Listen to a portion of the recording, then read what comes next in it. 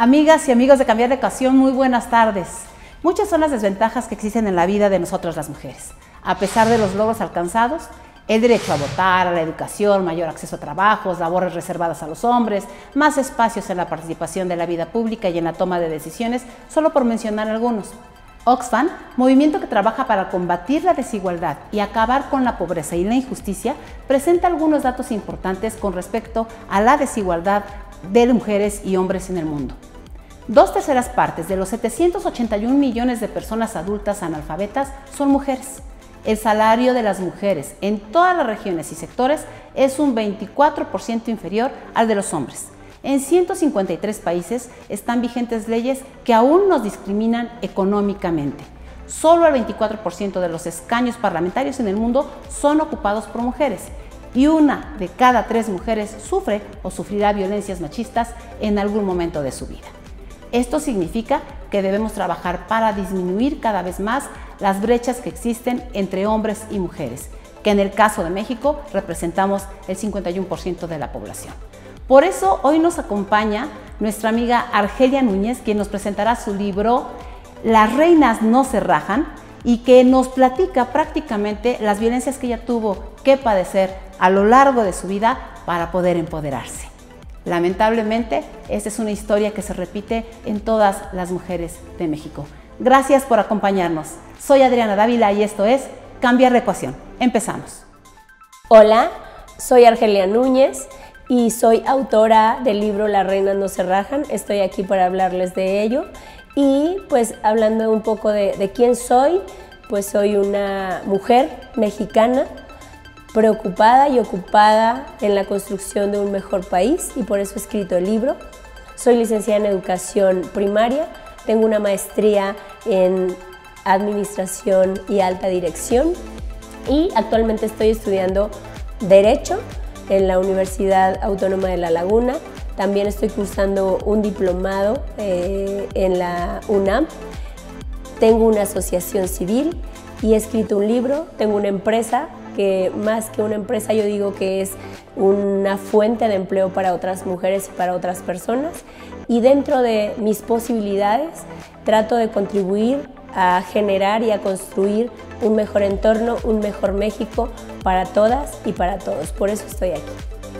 Estimadas amigas, estimados amigos, ¿cómo están? Es un gusto tenerlos nuevamente con nosotros en Cambiar de Ecuación y hoy nuestro programa está de manteles largos porque tenemos con nosotros una invitadaza, una mujer exitosa, pero que para llegar al éxito le ha costado también avanzar muchísimo.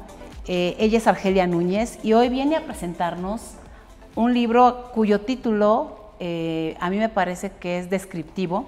Se llama Las reinas no se rajan. Es esta contradicción entre lo que alguien piensa entre el feminismo, ¿no? De no llamarnos reinas, pero también entre no dejar de luchar. Y este título que pudiera parecer contradictorio, porque a mucha gente que es feminista no le gusta que nos digan reinas, la verdad es que a mí me llama mucho la atención y agradezco enormemente, Argelia, que estés con nosotros, que ahorita nos vas a platicar de tu libro, de por qué lo hiciste, pero antes que empecemos a hablar sobre tu libro, yo quiero que me puedas platicar quién es Argelia Núñez, la mujer, el ser humano. Bienvenida, Argelia. Muchas gracias, muchas gracias. Pues yo estoy muy contenta, muy agradecida por la invitación, por el espacio y por la oportunidad de hablar de mi libro. Que el título sí coincido contigo con todos los asteriscos que le has puesto al título, pero la verdad es que es una frase que me dijo mi papá, más allá de querer tocar fibras sensibles, creo que sí es descriptivo porque los mexicanos no nos rajamos para empezar, hombres y mujeres. Pero la frase de las reinas no se rajan me la dijo mi papá la tarde en la que tuvimos que huir de nuestro rancho cuando yo tenía 9 años.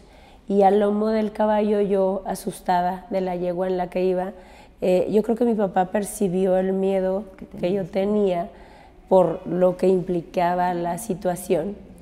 Y él sacó la cabeza por la ventana de la camioneta y me dijo precisamente eso: no se raje, Argelita, las reinas no se rajan. Pero yo siempre que hablo de eso, se me hace un nudo en la garganta porque mi papá iba llorando. Yo creo que él sabía que no íbamos a volver a nuestra casa. ¿De dónde eres, Argelia? ¿Dónde naciste? Nací en El Oro, Durango. Es un municipio del estado de Durango, en la sierra, en la parte más alta de la sierra, más atrás de un pueblito que se llama Casas Blancas. Mi familia, mi abuelo y mi papá tenían un rancho que se llamaba La Menoreña, y ahí pasé mis primeros años de vida. Combinaba entre las temporadas en las que iba a la escuela en el pueblo y la mayor parte del tiempo vivíamos en La Menoreña. Te pregunto dónde vivías porque para muchas personas y en esas contradicciones que tenemos en el feminismo, yo sé que esto a veces no le va a gustar a algunas mujeres, pero yo también creo lo mismo, ¿no? En esas contradicciones que tenemos las mujeres de tener que etiquetarnos de tal o cual manera para que sí vean que somos feministas, ¿no? En esas contradicciones se piensa que las personas que son blancas, en tu caso güera, guapa, supongo además una niña muy bonita, ¿no? En una familia que nace también con posibilidades económicas, pues no tiene problemas, ¿no? O sea, es como, ¿qué le puede pasar a Argelia que le da por escribir un libro que se llama Las reinas no se rajan, si además nació en una familia, déjame ponerlo así, acomodada? Pues la verdad es que se piensa que los estereotipos y la discriminación solo aplica para ciertas personas con ciertas características, ¿no? Yo he escuchado muchas veces que dicen que discriminan a las personas de raza negra o a las personas que tienen sobrepeso o con ciertas características, pero nunca, en mi caso, nunca escuché que se tocara el tema de que a las personas como yo sufrieran también discriminación por tener todo lo que tú acabas de mencionar, ¿no? Yo la verdad es que desde mis primeros años de vida en la escuela, yo me preguntaba y le preguntaba incluso a mi abuelo y a mi mamá, ¿por qué las niñas no jugaban conmigo? ¿Sí? ¿O por qué se referían a mí como la hija de Don Quintín o la güerita o la güerilla de una manera despectiva, ¿no? Entonces yo llegué incluso a querer saber caminar descalza. O una vez mi abuelo, digo, no me quiero extender del tiempo, pero una vez mi abuelo me mandó a comprar cigarros. ¿Cuántos años tenías? Híjole, yo creo que como 6 años, yo estaba yo en la primaria. Y de regreso a la casa pasé por un basurero y encontré unas sandalias tiradas, unas patas de gallo rotas. Yo traía unos zapatos rojos de charol y me quité los zapatos y las calcetas y los cambié por las sandalias rotas y llegué súper feliz a la casa. Me acuerdo que me topaban en los talones las sandalias picadas ya por el sol, sabrá Dios quién las habría tirado.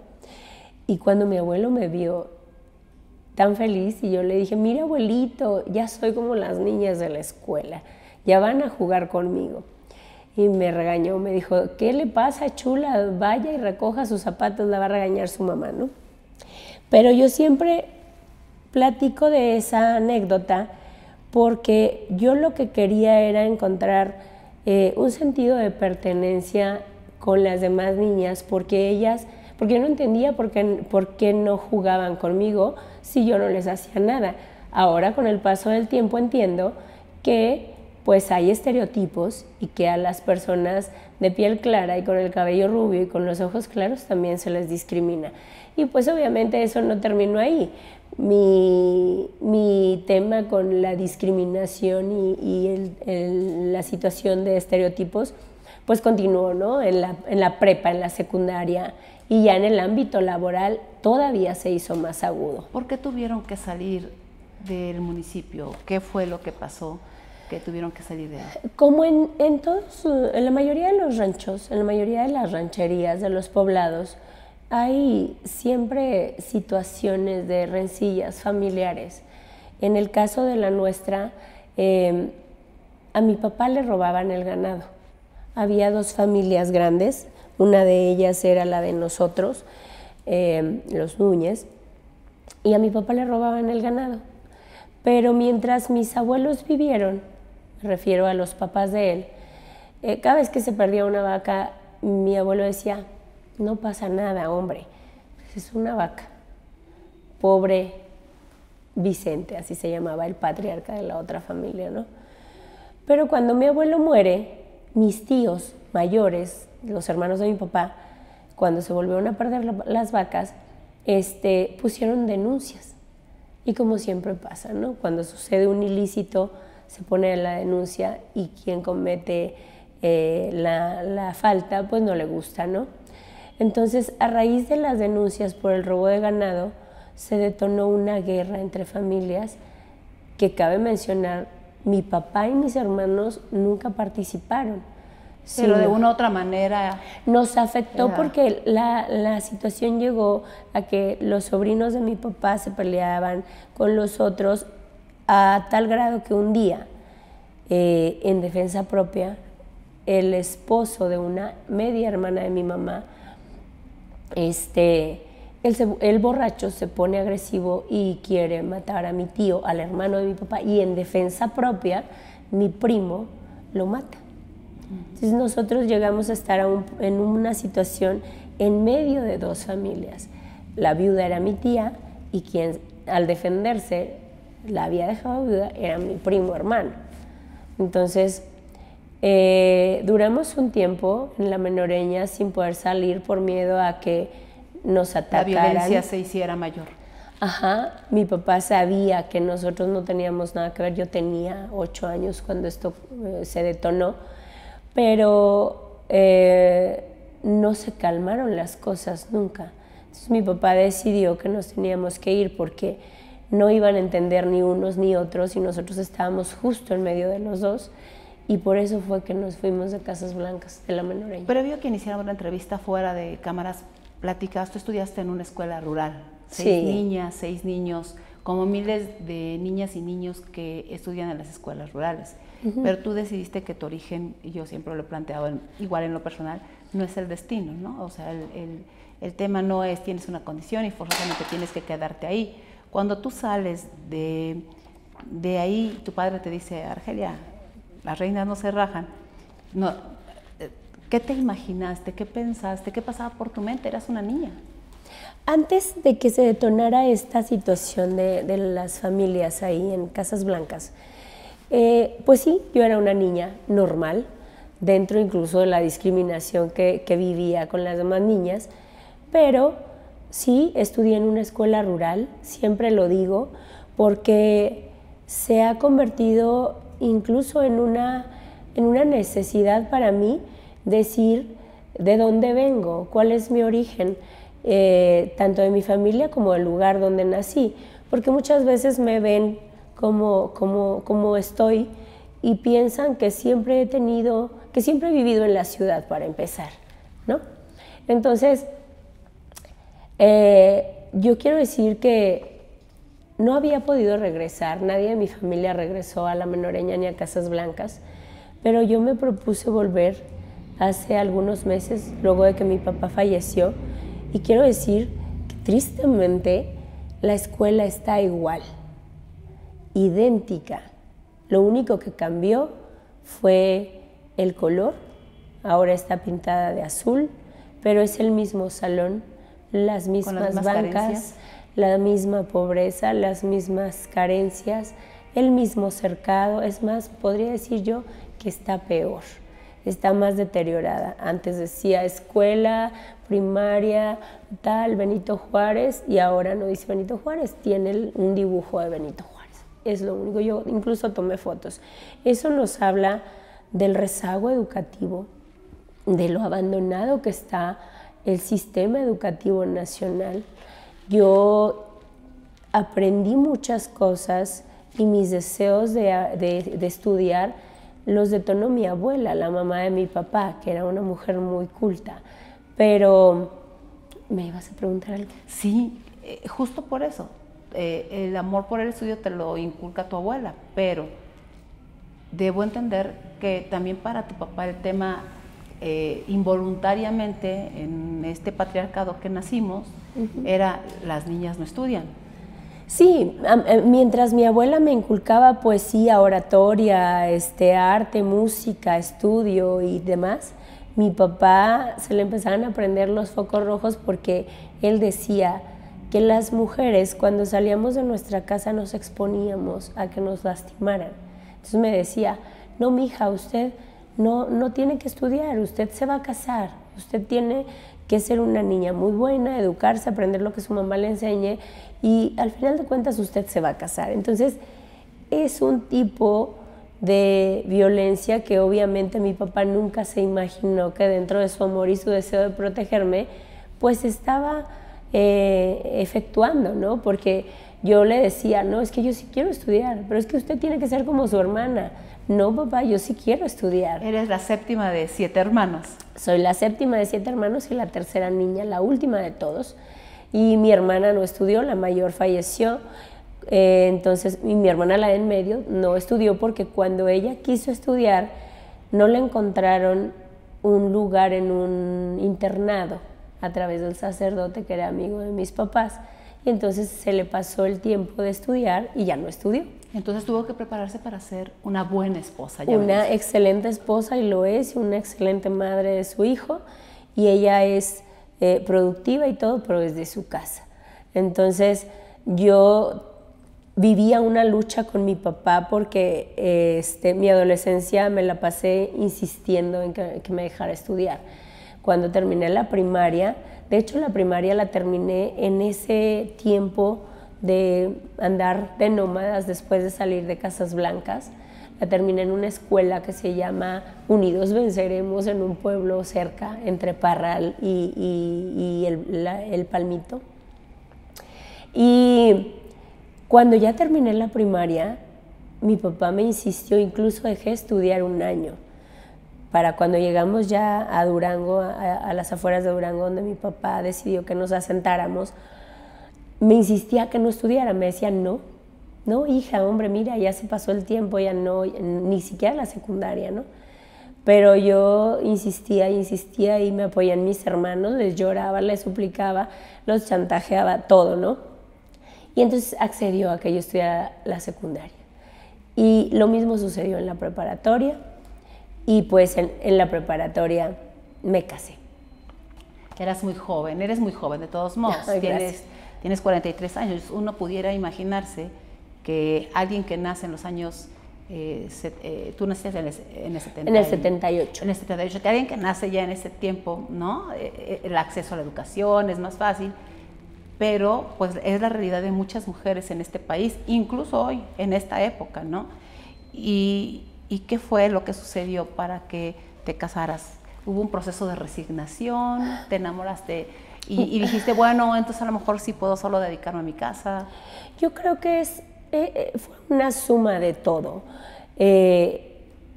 Pienso que los padres educamos con el ejemplo y tanto decimos las cosas que de repente si los hijos al llegar a una edad adulta o semiadulta, como fue mi caso cuando decidí casarme o cuando tuve que casarme, si no tenemos cuidado, repetimos patrones. Entonces, a mí me decían que las mujeres, al final de cuentas, nos íbamos a casar. Además,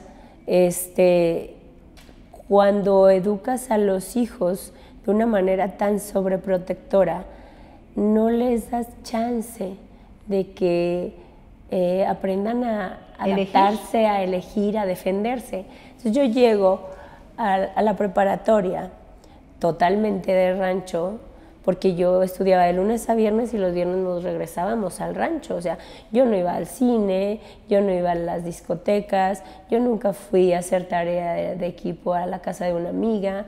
Entonces, ya en la preparatoria, pues obviamente conocí a un muchacho que se acercó a mí y yo creo que me dejé llevar por lo desconocido y pues obviamente las cosas resultaron como mi papá siempre lo predijo, ¿no?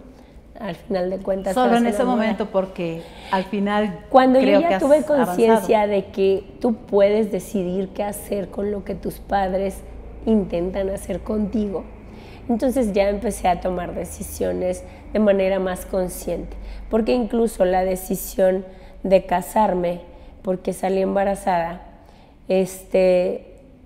fue más que nada por amor a mi hijo y más que nada por predicar y aplicar el ejemplo de lo que mi papá y mi mamá siempre me decían, ¿no? Si haces algo, tienes que asumir las consecuencias. Las consecuencias para mí fueron dejar de estudiar y tener a mi hijo. Y tener a mi hijo implicó casarme, porque yo no iba a tener a mi hijo fuera del matrimonio. ¿Qué iban a decir? ¿Qué iba a decir mi papá? Mi mamá se iba a morir de vergüenza, yo me moría de pena, del remordimiento de haberles fallado, la culpa de que no cumplí mi palabra, de haber estudiado todo el tiempo y al final me dejé llevar por el muchacho que me enamoró y me casé, ¿no? Déjame decirte, esa doble culpa que siguen teniendo muchas mujeres en este país, ¿no? O sea, la culpa de no hacer y no cumplir tus sueños en el momento en el que tú lo planteaste y de querer siempre estar bien con los demás, con aquellos que confían en ti, ¿no? Esa presión social que nace desde la culpa. Claro. ¿Fue parte de lo que te motivó a escribir este libro? Yo escribí este libro porque creo que a través de todas las experiencias y situaciones que yo he vivido en distintos momentos de mi vida y en distintos entornos, se encuentran las historias de miles de mujeres en el mundo y en nuestro país. Estoy casi 100% segura que no hay una sola persona que lea mi libro que no se identifique con alguna de mis circunstancias, desde la lucha por estudiar, desde la lucha porque te crean que eres capaz de desarrollar una actividad dentro de lo profesional de manera exitosa, la violencia familiar que viven muchas mujeres, el acoso laboral que viven muchísimas mujeres por ser guapas, por ser bonitas, por ser mujeres, por ser jóvenes, por ser madres, por ser inteligentes, por lo que sea. Y la lucha diaria que hay todos los días en todos los ambientes cotidianos de nuestro país. Y por eso lo escribí, porque me cansé de escuchar situaciones de lamentos. Fuiste titular además de Coparmex en un área, o sea, ¿cómo se da ese rompimiento? Porque además tú enviudas también muy joven. Yo creo que la diferencia de la Argelia de antes y en cada momento y la que llegó a este punto es que nunca me rendí, que le hice honor a esa frase, que mi papá me la tatuó en el alma y me la creí y sin querer la apliqué en cada situación. Entonces, es un largo trayecto, desde que salí de la Menoreña hasta que me casé y luego cuando enviudé y luego cuando retomé mis estudios. Ustedes se imaginan cuántas mujeres el día de hoy salen de sus casas queriendo encontrar trabajo para salir de un círculo de violencia doméstica en la que les niegan la posibilidad de estudiar, la posibilidad de trabajar, en la que les condicionan el dinero para los gastos de sus hijos, de su casa? ¿Se imaginan cuántas mujeres hay al día de hoy así y que salen a trabajar, a buscar trabajo y les dicen que no les dan trabajo? Sí. Porque no tienen un título universitario, porque no terminaron la prepa, porque no tienen experiencia. O incluso aún teniéndola, pues porque simplemente las oportunidades para las mujeres y las cifras ahí están, todavía siguen siendo desiguales, a pesar de todas las leyes que hemos ya construido a lo largo de las últimas, por lo menos las últimas 2 décadas, Argelia. Sí, entonces, por eso escribí el libro, porque quiero cambiar el concepto de las mujeres que vivimos procesos de violencia o de discriminación y abuso, porque quiero cambiarle el chip a la gente, porque quiero sumarme a esa cadena que ya traen otras mujeres en cuanto a crear un cambio de cultura, en el sentido de que las mujeres no somos víctimas, las mujeres somos mujeres y vivimos circunstancias, pero decidimos qué hacer con nuestras circunstancias. La forma de enfrentar una adversidad. Cuando yo no encontraba trabajo, pude haberme regresado a mi casa a llorar, suicidarme, volverme drogadicta, irme a vivir con mis padres. Buscar quien te mantuviera. Así es, pero yo decidí insistir y no conseguí trabajo. Puse un salón de belleza en mi casa, aprendí a cortar el pelo y ahí con eso junté dinero y pagué mi certificado de preparatoria, mi Ceneval para obtener el certificado de preparatoria. ¿Terminaste tu prepa todavía casada? Sí, porque yo me casé cuando estaba en 5º semestre de preparatoria, entonces la prepa estaba trunca, nadie me daba trabajo con un certificado parcial. Entonces me pedían el certificado total y para poderlo obtener yo tenía que presentar un Ceneval ante la Secretaría de Educación y me lo cobraban. Yo quisiera de verdad que hubiera programas sociales que ayudaran a las mujeres en circunstancias así para que pudieran terminar sus estudios. O sea, que hubiera de verdad conciencia sobre la realidad de las mujeres y sobre la importancia que tienen en la cadena de creación y de formación y de salud en nuestro país en cuanto a formar familias y seres humanos, porque si tenemos mujeres lesionadas, vamos a tener una sociedad lesionada. Y si tratáramos de ayudar y de reconstruir el tejido social formado por las mujeres, yo creo que tendríamos un mejor país. Una de las violencias mayores es justamente la dependencia económica que se crea socialmente para que las mujeres estemos sometidas, ya sea al marido, al jefe, al padre. ¿Viviste violencia en tu matrimonio? Sí, mucha, de todos tipos. También lo cuento en mi libro, económica, o sea, de si no haces esto, no te doy para que pagues la luz de la casa. Si no haces esto, entonces no vas a tener para pagar la mensualidad del carro. O simplemente hablaba y decía, no le des el dinero a Argelia. Entonces yo era sometida de muchas formas. Quería encontrar trabajo y me decía, no vas a encontrar. No puedes, tú no puedes, eres tonta. Eres tonta, tienes hijos, ¿quién te los va a cuidar? ¿Sí? Además aquí debes estar, supongo. Y yo estoy segura que así existen muchas mujeres en nuestro país. Entonces, la violencia económica, física, verbal, emocional y de todos tipos que se vive dentro del seno familiar es la verdad alarmante y yo creo que se tiene que combatir, pero no se debe combatir con violencia. Yo un día entendí que hay mucho por hacer en cuanto a las leyes y en cuanto a la atención de seguridad que se le da a las mujeres violentadas. Y decidí tomar acción por mi propia mano, pero en el sentido de que yo sabía que peleándome con él más no iba a cambiar mi realidad. Sabía que yendo a la fiscalía a poner las denuncias tampoco iba a suceder nada.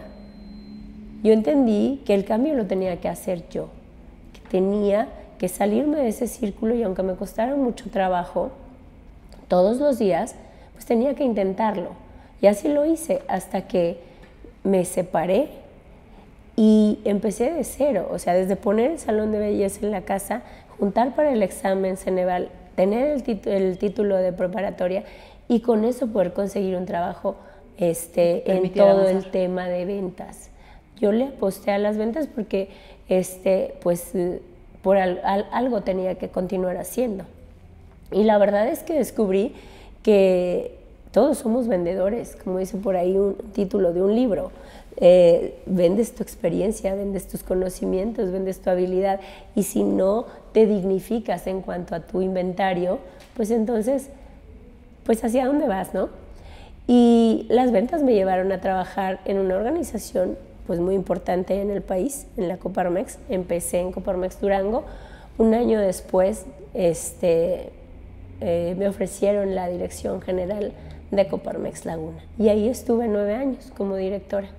Obviamente, ¿cómo fue el cambio? ¿Qué fue el primer cambio que percibiste una vez estando en Coparmex? Porque lo que nos cuentas parece, en la forma en la que lo relatas, es muy fácil, ¿no? Es muy fácil, de todos modos tenía que hacerlo, pero supongo que tuviste todos estos momentos de angustia que muchas tenemos en nuestras vidas, que muchas otras mujeres siguen teniendo. Y el espíritu de lucha que tú tienes no necesariamente lo tiene todo mundo, ¿no?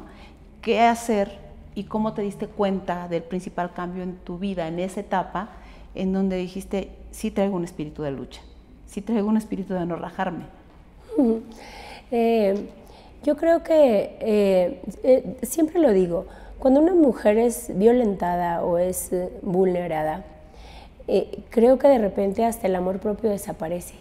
Pero en mi caso, yo siempre lo platico, yo encontré una inspiración más allá de mí, y en mi caso fueron mis hijos. Entonces, yo decía todos los días, Emerson y Frida merecen un punto de referencia digno. Emerson merece pensar en una mujer cuando se vaya a casar, en una mujer pues con ciertas características que le proporcione a él una vida digna.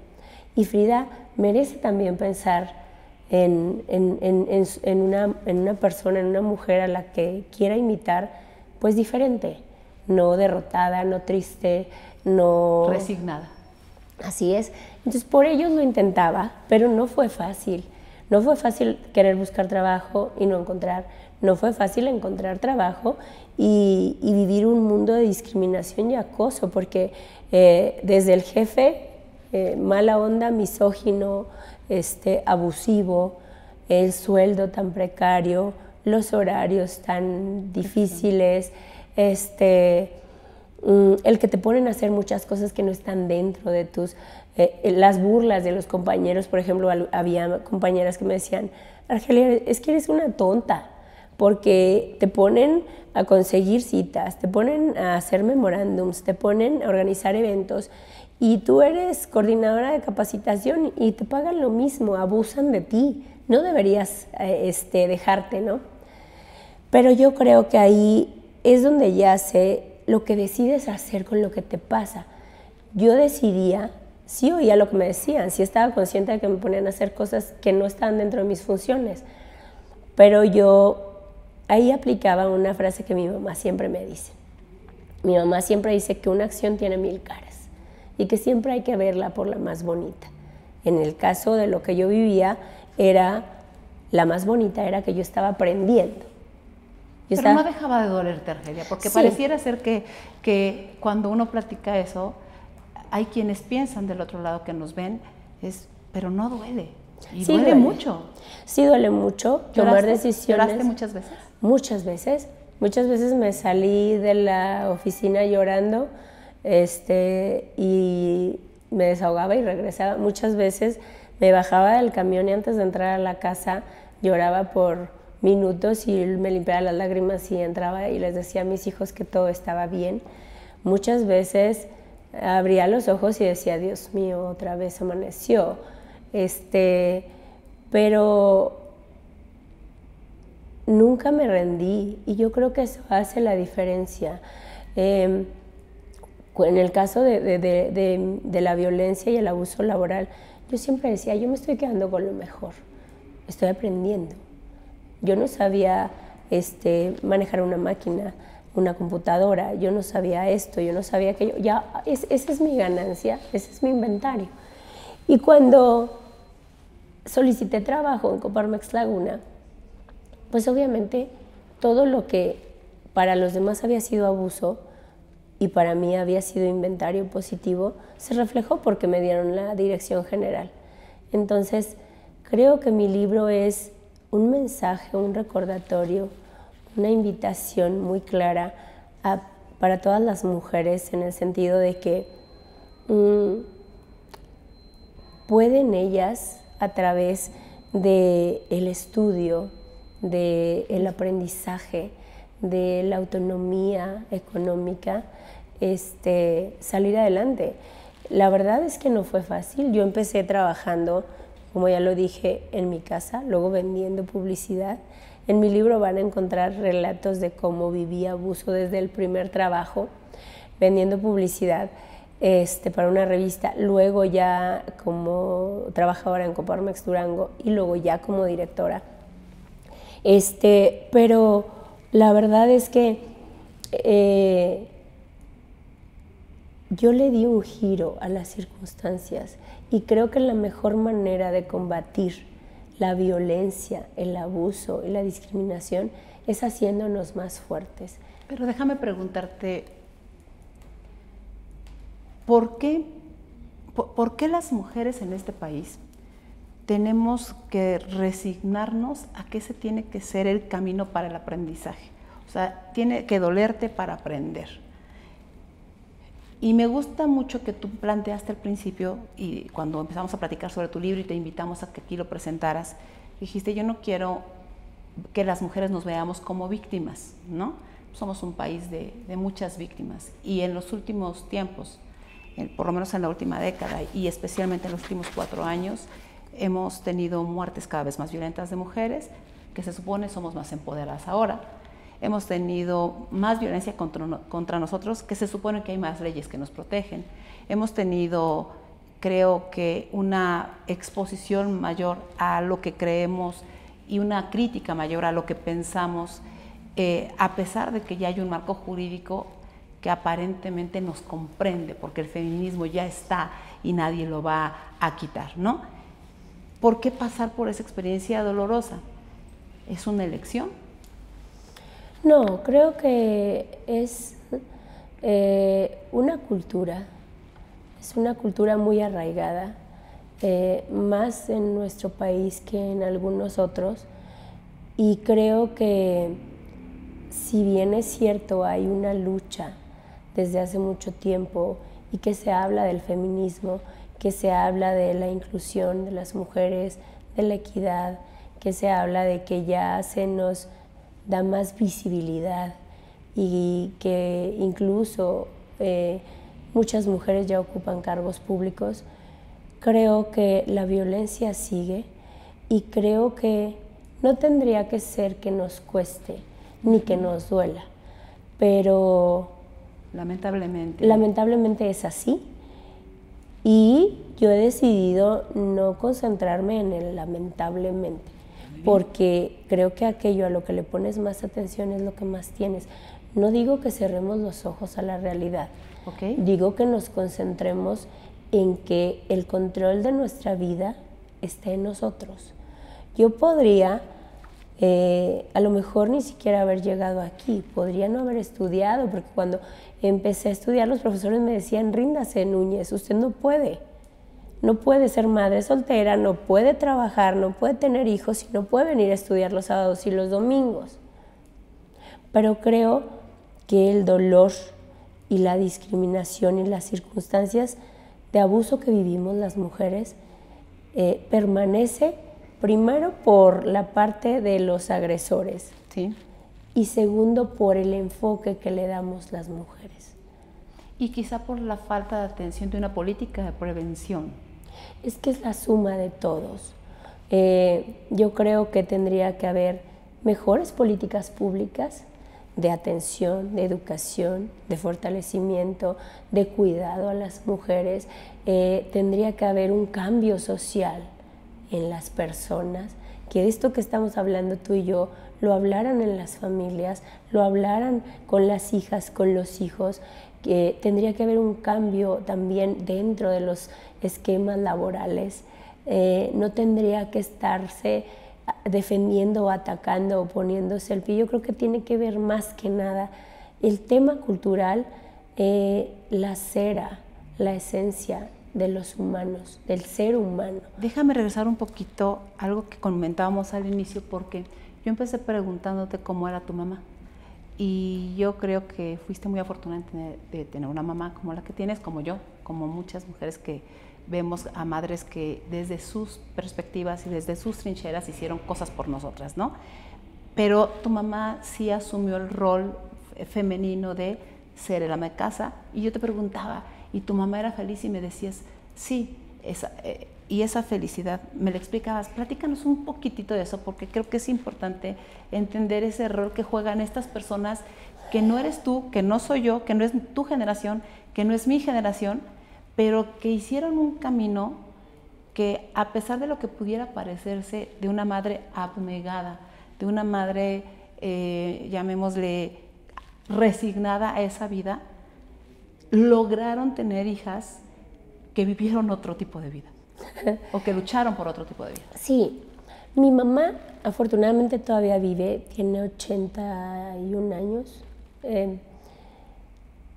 Los recuerdos que yo tengo de mi mamá son de una mujer muy feliz, tremendamente feliz, arreglando su jardín, siempre cantando. Despertaba dándole gracias a Dios porque estábamos vivos, porque teníamos cosas, porque teníamos casa, porque teníamos comida. Siempre acogió a todos los huérfanos, a todos los sobrinos, a todos los desfavorecidos, regalaba la comida, regalaba los uniformes. Ella le hacía los uniformes a los niños del pueblo, no se los cobraba. Con mi papá, yo siempre los veía felices. Ellos salían del pueblo cada 15 días. Salían a las nieves, a rodeo, a los lugares donde había más desarrollo. Mi papá salía a vender sus vacas y a llevar víveres para el rancho. Y mi mamá siempre lo acompañaba. Y yo con ellos por ser la más chica. Entonces me tocó ver esa parte de la pareja en la que mi papá decía qué hacer. Y tu mamá lo Y aceptó. mi mamá era sumisa y obediente, muy feliz. Me acuerdo que mi papá nos llevaba y nos dejaba en un parque o en una mueblería o en un vivero y él se iba a entregar sus animales, regresaba por nosotros, siempre estaban pegados uno al otro en la camioneta. Yo despertaba escuchando a mi papá y a mi mamá platicar y siempre estuvieron de acuerdo, pero mi mamá siempre decía, hay que hacer lo que dice tu papá. Tu papá dice que esto y aquello y así tiene que ser. Mi papá llegaba en el caballo y todos corríamos literal a nuestros puestos, O sea, había orden en tu casa había impuesto por tu patriarcado, papá. había roles muy marcados. Yo lo digo así claramente, mi papá era un patriarca, era un hombre proveedor de su familia, de su bienestar, pero ahí se hacía lo que él decía. Y mi mamá acataba feliz todo lo que él decía. Yo, ahora que pasó el tiempo, lo analizo y digo, eran muy inteligentes porque encontraron una manera en su amor de negociar. Ella hacía lo que él quería, lo que él decía, y él la proveía a ella. Por ejemplo, mi mamá no iba a visitar a sus familias, nunca. A menos que él lo permitiera. O que mi papá tuviera algún negocio que hacer cerca de ir con los menonitas a reparar algún motor o cosas de esas. Pero mi papá mandaba siempre un propio a llevarle víveres a mi abuela materna. O los dejaba que fueran a visitar a mi mamá y les daba trabajo a todos sus familiares. A mi Kika, que era mi abuela materna, a los hermanos de mi mamá y a todos sus primos, sobrinos. Entonces, yo nací, crecí viendo cómo mi papá hacía feliz a mi mamá llevándole a su familia ahí, sacrificaba ciertas cosas y mi mamá también. Pero ella era absolutamente obediente y sumisa. Déjame hacer una pregunta que pudiera ser paradójica, porque previo a que platicáramos sobre tu mamá, tú dijiste algo. Yo a veces antes de entrar a la oficina me limpiaba los ojos porque estaba llorando y entraba a la oficina para que nadie viera lo que yo estaba sintiendo. Antes de llegar a mi casa me limpiaba los ojos porque no quería que mis hijos vieran lo que yo estaba sufriendo. ¿No crees que tu mamá también, antes de mostrarse entre ustedes, probablemente tuvo que haberse limpiado esos ojos para que su hija viera que podía hacer las cosas, aunque por dentro esa mamá o muchas otras mamás de este país estén sintiendo que se mueren por dentro? Probablemente sí. Yo creo que sí. Incluso yo, ahorita antes de esto te decía, yo creo que fui muy afortunada de ver la mejor etapa de mis papás. Creo que los momentos difíciles los vivieron antes, como yo soy la más chica, porque mis hermanos sí cuentan cosas que vieron, momentos de tensión, y mi mamá al final de cuentas decidió, yo creo que esas decisiones también le costaron lágrimas, a lo mejor el quedarse, el no ir a ver a su familia, el vivir cerca de mi abuela, de su suegra, o el tener que acatar cosas que a lo mejor no le hacían del todo feliz, pero afortunadamente yo no lo vi, porque la idea que yo tenía de un matrimonio, o tengo, es que tienen que ser dos personas que se amen y se complementen y se respeten. Yo eso quería encontrar cuando me casé. ¿Pero no lo encontraste? No, porque la persona con la que yo me casé había sido educado de otra manera. No era proveedor y tampoco era amoroso. Era violento porque él venía de una familia donde había una serie de circunstancias y condiciones, alcoholismo, violencia y demás. Entonces, pues, ¿qué podías esperar de una joven que fue educada de una manera sumisa, condescendiente, obediente, y de un hombre violento y así? Entonces, el choque fue tremendo. ¿Sí me explico? Sí, y claro, fue muy injusto. Entonces, yo vuelvo a donde empecé. Creo que la médula de todos estos males está en la forma en la que educamos a los hijos. Y la forma en la que enfrentas además sus problemas. Sí, porque una cosa es cómo educas a tus hijos, yo ya, Argelia, mujer adulta, y luego qué deciden hacer mis hijos con lo que yo les quise dar. ¿Qué decidí hacer yo con lo que me enseñó mi mamá? ¿Qué decidí hacer yo con lo que me enseñó mi papá? Al principio decidí mal, porque decidí imitar los patrones y vi que el resultado no fue bueno. Fueron aprendizajes de mucho dolor, que al final me llevaron a tomar la decisión de separarme y de empezar una serie de caminos pedregosos, como ya lo conté. Pero al final de cuentas esto se trata de decisiones. Y esas decisiones que uno va tomando hacen que tu vida pueda tener un mejor sentido, o que te la pases, como bien dices, en un proceso difícil. Pero hay muchas mujeres, Argelia, que no tienen esa posibilidad, como la tuviste tú, como la tengo yo, como la tuvieron otros. Ojo, lo cual no significa que no haya dolor detrás de nuestras historias. Sí, ¿no? Hay un dolor enorme, pero quise recalcar el tema de tu mamá por algo que me parece fundamental hoy en estos tiempos. Hay una generación de jóvenes, no estoy diciendo que esté mal, y me encanta verlas tan echadas para adelante. Yo tengo una hija de 18, tú tienes una hija de 22, ¿no? Y me encanta verlas echadas para adelante. Tengo sobrinas que yo las veo fuertes y demás, pero es importante que quienes nos ven hoy sepan que las mujeres de hoy no nos construimos con las mujeres de hoy.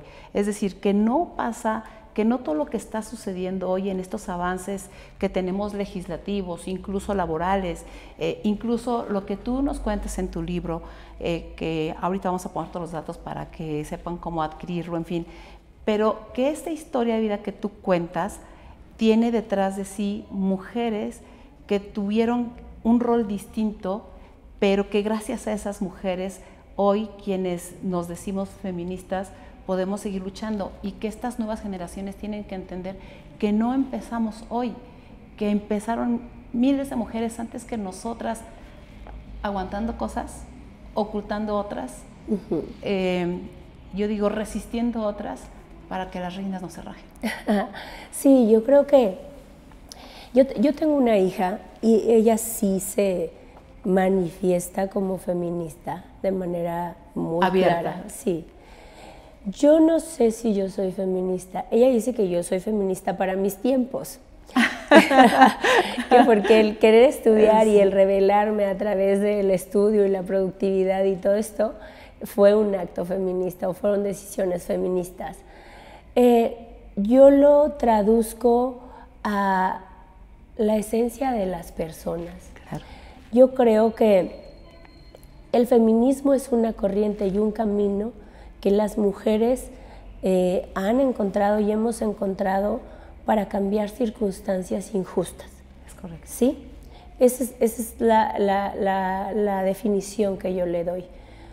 Más Muy allá bonita definición. de haberlo buscado en un libro, la verdad es que yo no ando con una bandera de yo soy feminista, porque creo que a lo mejor me quedaría muy corta comparada con el trabajo y la lucha de muchas mujeres que sí se dicen feministas. Y que tienen otro estilo de hacer las cosas. ¿no? Y lo reconozco, tienen muchísimo mérito. Yo creo que yo no me atrevería a compararme con ellas, porque creo que yo trato de sumarle a la vida y al entorno y a su lucha y a nuestra lucha, porque quiero que exista un país mejor. A mí me importa México, a mí me importa el mundo en el que vivimos. Me niego a haber nacido para padecer, para aprender, para mi propio beneficio. Muchas veces, mientras vivía situaciones difíciles, me preguntaba cuál era la razón de tanta situación, de tanto sufrimiento, de tanta adversidad. ¿Sí? ¿Qué sentido tenía en tu vida? Ajá, y muchas veces se lo pregunté a Dios. Cuando ya mi vida cambió, cuando ya era directora, cuando ya estaba estudiando una maestría, cuando ya había podido tener una casa mía, y mis hijos ya en la universidad, me puse a pensar en las demás mujeres. Me puse a pensar qué hubiera pasado si alguien como yo me hubiera dicho a mí en alguna etapa anterior que no me rindiera, que siguiera avanzando, que iba a estar mejor, claro. Que me mostrara la certeza de que a través del aprendizaje y de trabajar y de no rendirme y de encontrar una inspiración para ir más adelante, que todo iba a estar mejor. Si yo lo hubiera sabido, obviamente se me habría hecho menos pesado el trayecto, porque habría tenido la seguridad. Lo fui descubriendo conforme no me rendí, pero por eso decidí escribir el libro, porque quise contribuir de alguna manera a darle fe y certeza a las mujeres que ahorita están viviendo cosas como las que yo viví, para que se les haga menos pesada la vida, para que puedan avanzar con mayor seguridad. Para que sepan que sí se puede. Exacto, esa es la frase que decimos mis hijos y yo, siempre se puede.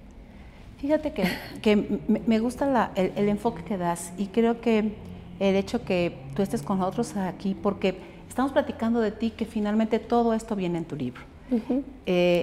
Pero sí es importante hoy, en un momento en el que pasamos de 8 mujeres asesinadas a 11 mujeres asesinadas, en el que hemos visto una violencia cada vez más extrema en todos los sentidos, desde la eliminación de presupuestos hasta la desaparición de instituciones, hasta un México que se niega a entender que las mujeres aquí estamos para no irnos, para quedarnos, para incidir en este país, para lo que tú dices, este México que queremos construir con la participación de todos.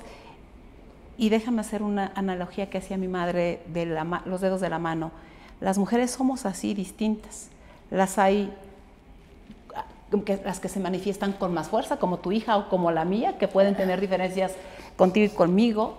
Las hay más las que piensan que tienes que enfrentar las cosas de una manera más positiva.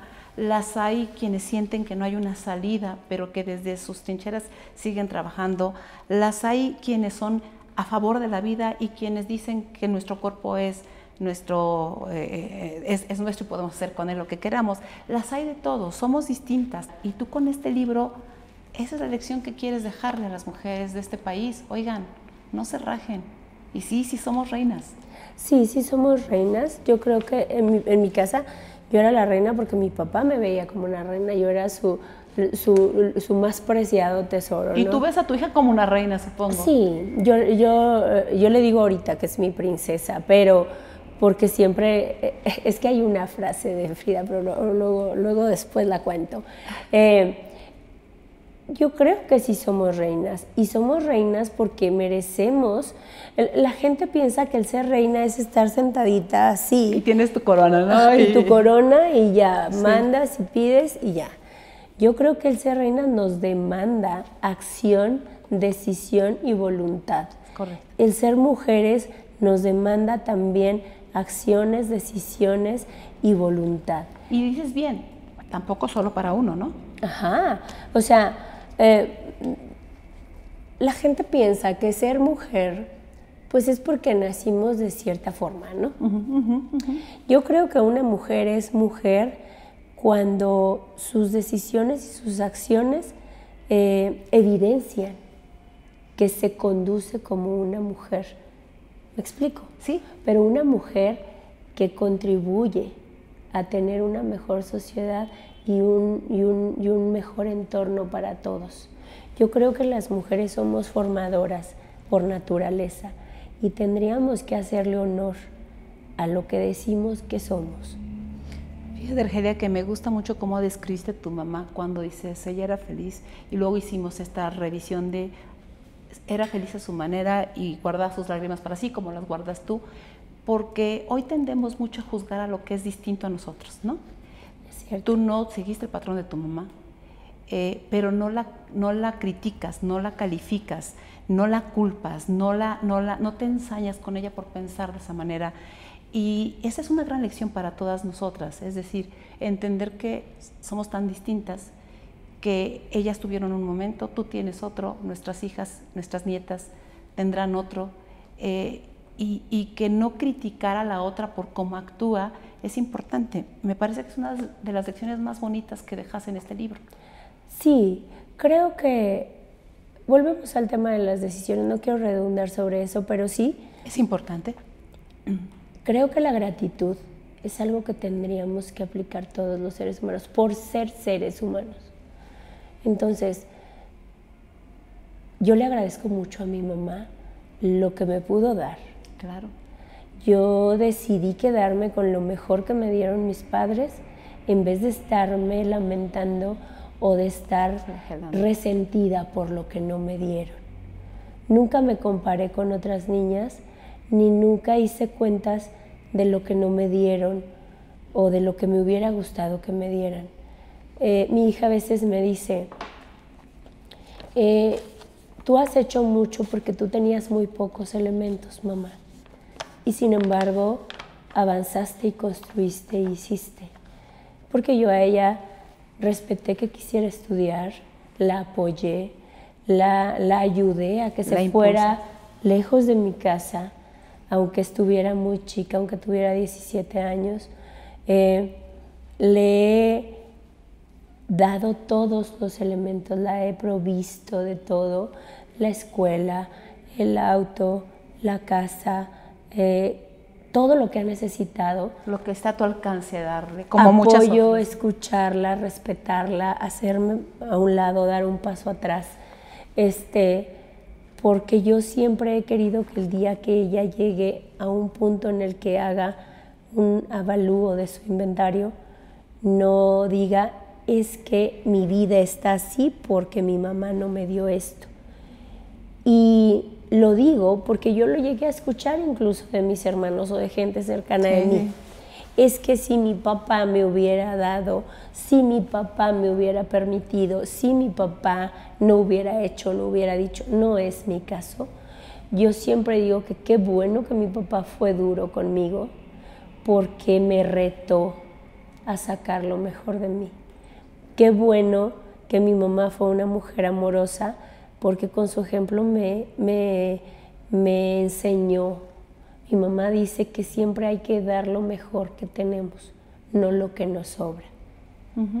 Y no sacar lo peor del ser humano. Ajá, mi mamá ayudaba a la gente y daba y enseñaba todo lo que sabía. Y yo trato de imitarla en eso. Mi mamá decía que las mujeres teníamos que hacer lo que los hombres decían. Yo le digo a Frida que no es así.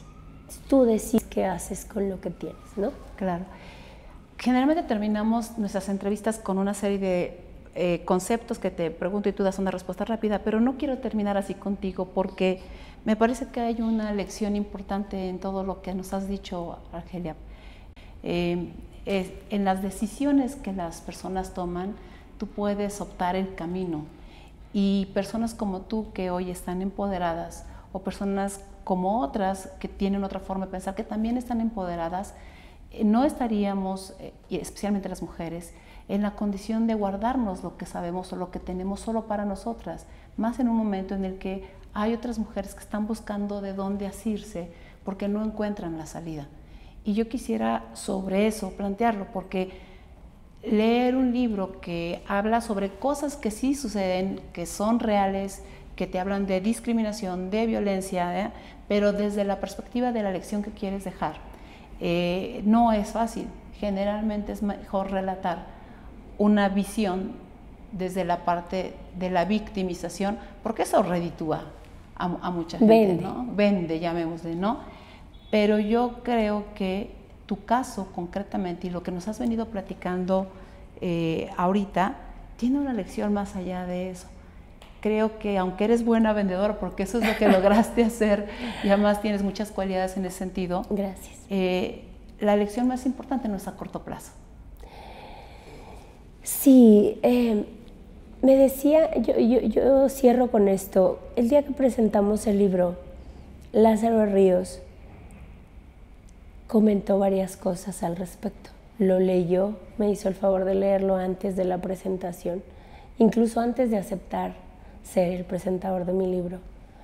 Y dijo muchas cosas que para mí son un aval de lo que hay en el libro, ¿no? Uh-huh. Pero él, cuando me presenta, dice, es arriesgado lo que has hecho en tu libro, porque cuentas hechos, cuentas cosas, mencionas lugares, personas. Sí. Eres una mujer temeraria, dice, es arriesgado poner las cosas a color. Ahí, ¿no te da miedo? Y yo le contesté que realmente riesgo sería quedarme callada. Riesgo sería quedarme en las lecciones y los aprendizajes para mí, sin pensar en las demás. Riesgo sería no tratar de contribuir con lo que yo he aprendido de la manera más humilde a quien le sirva. Y él me decía que qué es lo que yo quiero, que por qué escribir un libro. Uh-huh. Porque si te da un poco de nervio, te invita el no querer revelar tu vida, porque decir que eres una mujer que sufrió violencia, cuando lo vives da pena. Puedes preguntarle a cualquier mujer a la que le peguen, si lo dice abiertamente, no lo va a decir porque le da vergüenza. Y además recibes críticas. Yo tuve ese caso. Ajá. O decir, el padre de mis hijos era un hombre agresivo, era mi agresor. ¿Cómo se le ocurre decirlo? Mejor poner toda la basura bajo la alfombra, ¿no? Entonces, yo no pretendo ni lastimar a nadie, ni afectar a nadie, pero sí quiero contribuir a generar un cambio en las mujeres y en las personas violentadas. No es un aparador de los agresores y de los violentos, pero no tengo por qué esconderlos. Claro. No voy a decir que yo viví en un lecho de rosas en la organización que trabajé, por mucho peso que tenga la organización. Claro. Porque encontré muchas personas buenas que me tendieron la mano y me enseñaron, pero también hubo personas muy malas, especialmente mis jefes, los presidentes. Fíjate que otro elemento que me llama la atención, porque hablamos ya de tu madre y de tu padre, especialmente de tu madre, porque a mí me parece que ese es un ejemplo muy claro de la lucha de las mujeres que a su manera buscan cómo enseñarte a aprender, ¿no? Luego tú, que no lo percibes desde la culpa o desde fue responsable de lo que me pasó, pero sí influyó para que tú fueras la mujer que eres hoy. Pero también en esta concepción que se tiene de muchos varones y también de muchas mujeres, que para ser feminista pues es todo contra ellos, ¿no? Y los varones sienten que cuando tú describes cosas, acciones de lo que es la violencia patriarcal, de lo que es la violencia de un varón hacia una mujer que tiene otras características, pues obviamente hay quienes piensan, es contra los hombres, ¿no? Y tú no lo narras así, no lo percibes así, más en un mundo y en un país tan violento como el que tenemos hoy. ¿Qué le dirías a los varones, especialmente Argelia? Porque a las mujeres nos das muchas lecciones. Ahorita damos los datos para que todo el mundo compre y vea tu libro. Pero, ¿qué le dirías a los varones, especialmente Argelia, en esta concepción que se tiene de que para ser feministas mueran los hombres? No, yo tengo un hijo varón, es hombre, le gusta ser hombre, y yo creo que ellos, incluso los hombres que tienen un actuar positivo y solidario, respetuoso con las mujeres, también les ha tocado de alguna manera vivir las consecuencias de lo que otros no han hecho bien. Entonces, yo lo que les diría a los hombres es que asuman su responsabilidad también de hombres, primero que nada de seres humanos, y luego como hombres actúen en torno al respeto y a la dignidad que ellos exigen, porque ellos también ahorita piden respeto, ¿sí? Ellos piden que no a todos se les juzgue con la misma vara, ¿sí?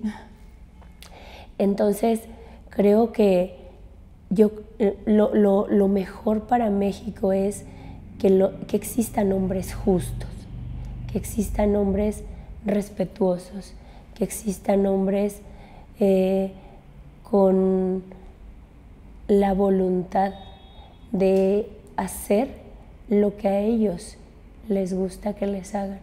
Yo creo que... ¿Cómo tratas al otro para que te reciba? Que se pongan en el papel de las mujeres. Sí. ¿Sí? Yo entiendo que nacimos diferentes. Somos Físicamente diferentes. somos diferentes. Pero si aprendemos a complementarnos con nuestras riquezas y nuestras características, respetando la esencia y el valor de cada uno, hombres y mujeres, yo creo, y de todos los géneros, yo creo que todos podríamos completar una sociedad más justa. El día que dejemos de usar nuestra naturaleza, nuestra posición o nuestra condición para obtener fines propios, sin pensar en que le estamos pisando la cabeza al de al lado, ese día vamos a tener un mejor México. Lo vemos todos los días, lo vemos en la tele, lo vemos en las redes sociales. El país en el que vivimos actualmente es un país en el que no se piensa en los demás, solo se piensa en el que quiere obtener lo que quiere. No es el país que nos merecemos. No.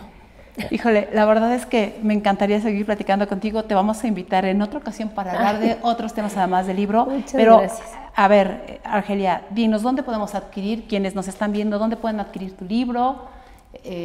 Los costos, en fin, todo. La verdad es que está súper económico y está súper corto, lo pueden terminar en 2 días, se van a clavar desde la primera página. Y lo pueden encontrar en versión impresa y electrónica, tanto en Amazon como en Kindle, y en Mercado Libre, en librerías selectas como Gandhi, Sanborns, etc. O pueden buscarme en mis redes sociales, ahí encuentran el enlace. En Twitter estoy como Argelia Nes 1, Nes con Z. En Instagram estoy como Argelia-Nunes-78. Y en Facebook estoy tanto en la fanpage como en mi perfil personal, así como mi nombre, Argelia Núñez. Compren este libro para quienes nos están viendo. Compren, por favor, Las reinas no se rajan. Cómprenlo. Ha sido un agasajo estar con Argelia porque me parece que es el mejor ejemplo de mujeres ayudando a mujeres, pero también de mujeres ayudando a la sociedad. Eso es un papel que no todas deciden asumir. Mujeres ayudando a la sociedad desde nuestra esencia, desde lo que somos. Y la igualdad no se construye siendo enfáticas en todas las diferencias que tenemos y no queremos ser iguales a los varones, y eso es importante que quienes nos escuchan lo vean, lo sientan. Queremos solo tener los mismos derechos, de eso se trata. Y entonces compren por favor Las reinas no se rajan, de nuestra querida Argelia Núñez. No se van a arrepentir, léanlo. Es importante para las nuevas generaciones, es importante para nuestras generaciones y es importante para este país, para este porvenir posible que queremos construir y para cambiar la ecuación, por favor. No podemos seguir viviendo la violencia que estamos viviendo. Y gracias por tu contribución a este maravilloso país que es México, Argelia. Muchísimas gracias, Adriana. Yo digo que tú le haces honor a uno de los capítulos que se llama Sororidad y Competencia. Yo creo que mientras decidamos apoyarnos, las que van más adelante, a las que estamos empezando o las que estamos en un término medio, ayudar a las que vienen atrás, y las que estamos aquí reconocer lo que han hecho otras, yo creo que vamos a ir sumando y a seguir multiplicando. Entonces, muchas gracias por ser sorora, muchas gracias por lo que tú has caminado, por tu trayecto que ahora te tiene en este lugar, y muchas gracias por darme espacio y sumarte a extender mi voz. Al contrario, Argelia, déjame decirte que cuando hablas de las de adelante, las del medio y las de atrás, a veces uno no se imagina cuánta ayuda necesitamos todas y cuánta fuerza necesitamos para darnos la mano unas a otras, más allá de que seamos iguales. Incluso entre las mujeres no somos iguales, también somos tan distintas, pero es la fuerza hoy motora de este país. Ahí lo digo con toda franqueza. Gracias a ti también por enseñarnos que desde la, yo diría, desde la fortaleza y desde la experiencia que tú tienes, nos estás enseñando algo padrísimo. Las reinas no se rinden. Muchas gracias. Hagámosle honor al porcentaje que representamos y que ocupamos en nuestro país. Somos más del 50% de la población. Hagamos que eso pese, con buenas acciones y generando cambios positivos. Hagamos que eso pese. Nos vemos la próxima semana en otro lunes de Cambiar la Ecuación. Ha sido una gran tarde. Yo me voy muy contenta, con muchos aprendizajes, y los veo la próxima semana. Las reinas no se rajan. A comprarlo, por favor. Gracias.